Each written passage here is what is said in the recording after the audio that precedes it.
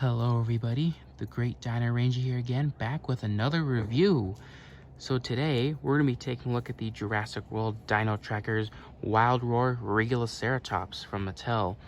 And this, I believe, is the last of the Wild Roars that I needed for the Dino Trackers line. I believe I have all of them, at least out of the ones I wanted. I didn't plan on getting the Irritators, so I think the Regaliceratops was my last one. So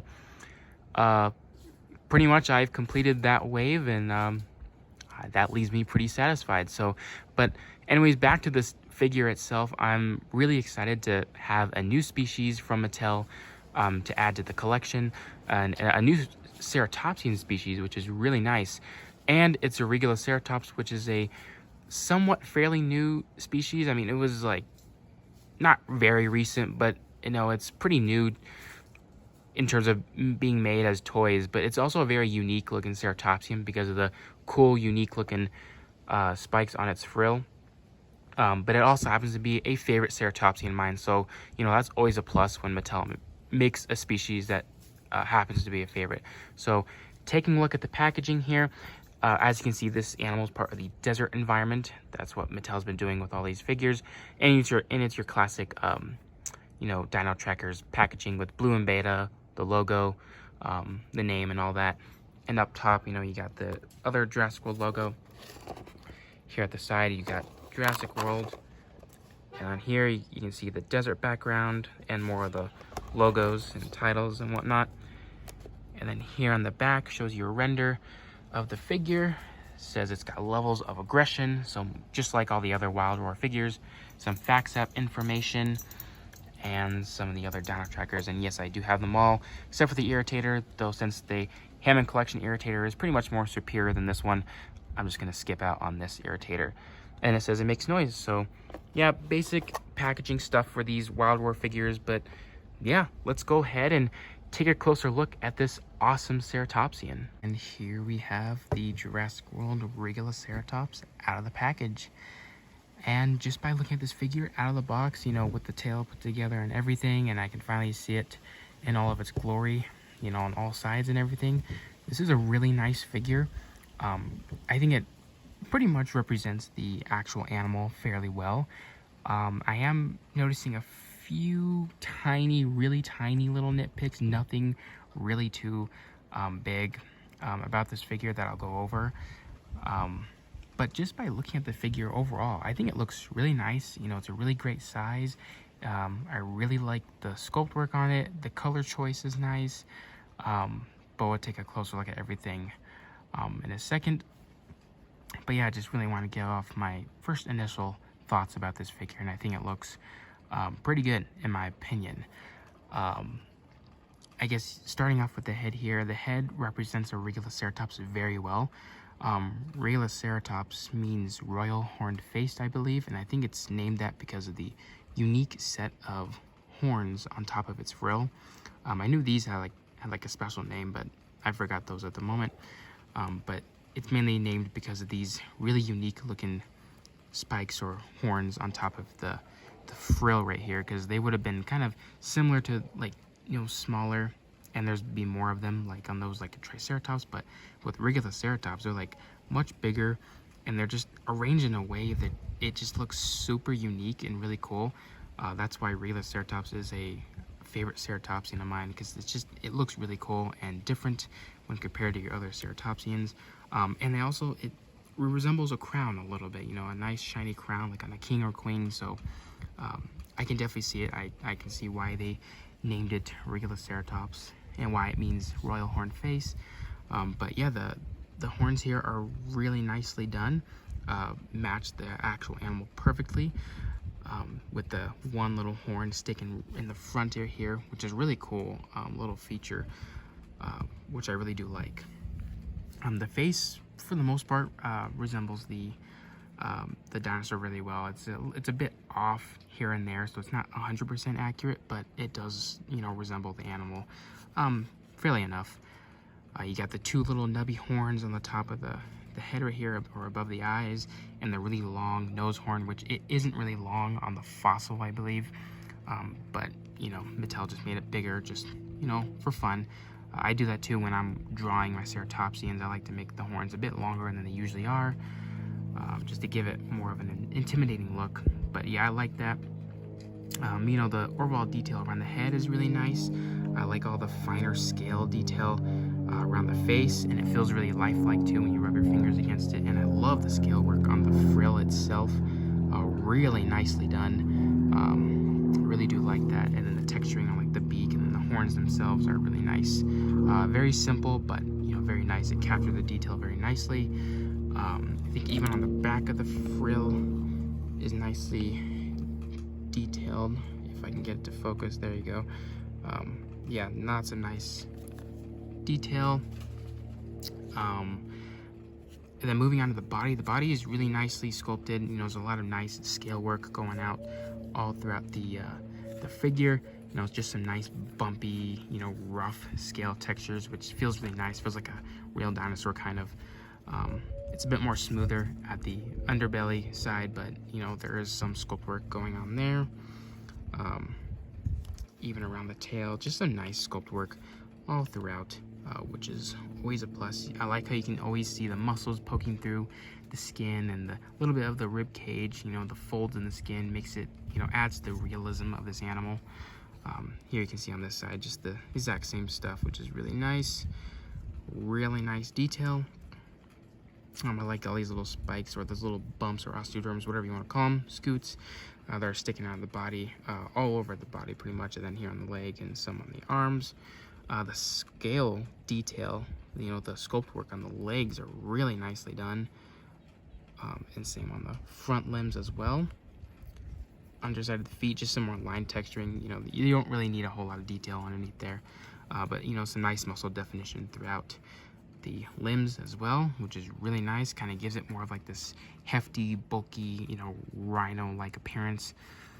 One thing I do like is Mattel added the speculative quills on top of the ceratopsian's back, which is always a thing when it comes to ceratopsians, especially in paleo art. You know, a lot of artists draw ceratopsians and add speculative little filaments or quills on the top of their tails or on the back or something like that. I think it's a really cool look for these ceratopsians. I think it's only because they did that because of Psittacosaurus that had all those little quills on the tail, so they kind of wanted to add that to various other larger ceratopsians, and I think it works really nice. We don't get this a lot on Mattel ceratopsians. I mean, we don't even have a Psittacosaurus from them yet. Hopefully soon. But I think we got like feathering kind of on the Zuniceratops for the Dino Trackers line this year. Had like tiny little filaments on the back, but this one has the actual quill looking design, which I really do like, and it looks really good. Yes, the quills could have been a bit more thinner. They're a lot thick, which is kind of weird in some areas, but you know, it's hard to get really fine, thin rods of plastic onto a figure, so that's understandable. I'm not gonna hate on Mattel for doing that. I think it looks really nice, and I'm glad that Mattel is kind of adding in all these different, you know, unique features on dinosaurs that may or may not have been true or not. You can see a little bit of the quills are here on the back, which is actually the scan code, which is really well hidden. I totally forgot this thing had a scan code until I picked this thing up. It's really well hidden, so good job Mattel for doing that. But yeah, really nice sculpt work on here. There's really nothing else to really say. I love it. The colors, the color choices, I really do like. It matches a desert environment very well, even though the dinosaur lived in Canada, I believe. So I don't really think there'd be a whole lot of desert area there anyway, especially back then with the dinosaurs. But, you know, this toy line is supposed to represent dinosaurs all over the mainland, spreading to new environments. So Regaliceratops managed to survive and adapt to a desert environment. So that's pretty cool. But yeah, the color choices, really nice. I think the way it's applied could have been better. But I feel like it's just kind of randomized all over the body, and I think it could have been applied a bit better, in my opinion. But yeah, keep the color choices, but just maybe apply them a bit better. Like maybe have this green be a bit more on the body, you know, maybe onto the legs, maybe a bit more on the frill, and have these like dark purple or brown spots be a bit more on the body. you know, have some of that speckling beyond the frill. I think the horns and the beak could have been a different beige color, kind of like the other ceratopsians, especially like here at these little scoots. Like they're just yellow with the brown or purple just at the tips. I mean, it's a cool little display, but you know, I think it could have been applied. And you got a little bit of color on the frill, but I think there could have been a bit more to make it a little bit more intimidating to match those these spikes up here.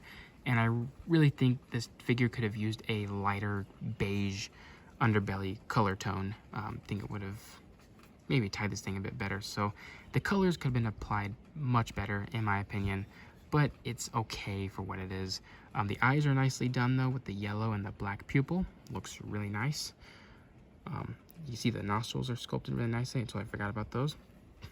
So yeah, the paint job is really nice. The inside of the mouth isn't painted, but that's all right. It's I don't think that's really important because people are going to be focusing on the entire outside rather than the inside. But yeah, that's pretty much it. A few other nitpicks I have is one, I don't like how thin the frill looks. The frill should be a bit wider, you know, kind of like that, or just a bit more wider. Instead, it's just a lot more thin, like a lot more compacted, which I don't like. It looks good from the side, but I don't like how it looks from above. I think it should have been a bit more wider instead of thinner, but that's just a tiny little nitpick. Another one is the thickness of the limbs. I feel like the arms and legs are way too thick and bulky in my opinion. A lot of the other Mattel figures, they're a bit more thinner. These ones make it look a bit cartoony in some ways, and that itself is kind of a problem because this guy isn't even appearing in any cartoons or anything like that, so you know, it's kind of hard to look at that. But yeah, I don't like how thick the hands and the feet are and the legs. I feel like they could have been a bit thinner, but you know, like I said, it is what it is. It's not going to be anything too bad. And I think there could have been at least one more digit on the front limbs right here, one more digit, even though only 3 of those would have been having claws, but at least the other Mattel ceratopsians I think had the correct amount of digits. But you know, that's okay. This figure is good for the most part, but you know, I don't hate it, so that's good. Let's see. Oh yeah, we're gonna get to the action feature, which is just like all the other Wild Roars. I think that's what it's called. You just move this thing from side to side and it makes some noises and has a cool little action feature. So we'll go ahead and do that and take a look at these sounds.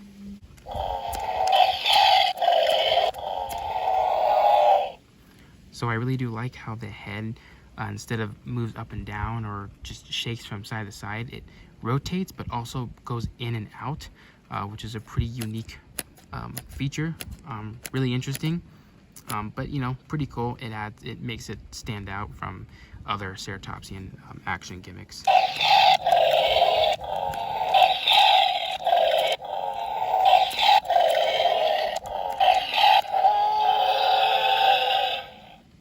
Alright, so those were the sounds. I really like them. They sound like giant herbivorous noises like a Triceratops, Stegosaurus, or a few other grunts from other dinosaurs. But either way, it does sound like an herbivore or a ceratopsian, so I'm not going to complain about that. I think they work perfect, in my opinion. So for comparisons, here we have a few other scientifically accurate representations of Regaliceratops.